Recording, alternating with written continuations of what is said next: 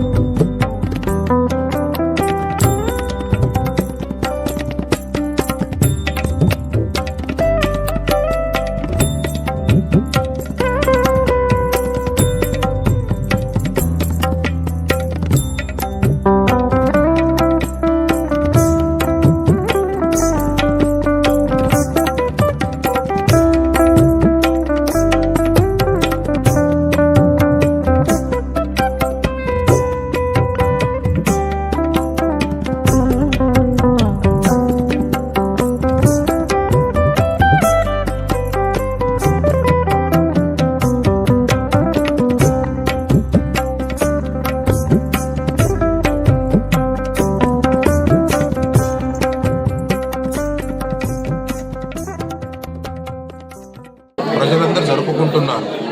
ముక్కోటి ఏకాదశి అంటే ఏమిటి? 3 కోట్ల దేవతలు ఏ ఏకాదశి వ్రతాన్ని ఆచరణ చేస్తారో ఆ ఏకాదశి వ్రతమే ముక్కోటి ఏకాదశి. మకర సంక్రాంతి పూర్వంలో ముందు వచ్చే ఏకాదశిని ముక్కోటి ఏకాదశి అంటారు. చాక్షుష మన్వంతరంలో వికుంఠ అనే ఒక సాధ్వీ శిరోమణి నుండి భగవంతుడు ఉత్పన్నమయ్యాడు. అందుకొరకే భగవంతుడికి వైకుంఠధాముడు అని పేరు వచ్చింది.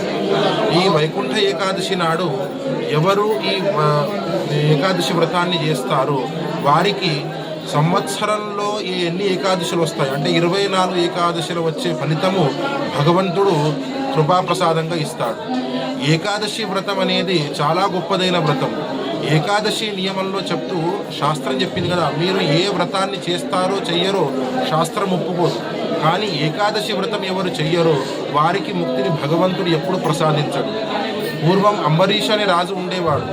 అతడు కూడా ఏకాదశి వ్రత ఫలంతో పరంధాముడైన వైకుంఠధామానికి చేరుకున్నాడు. అలాంటి గొప్పదైన వ్రతము ఏకాదశి వ్రతం.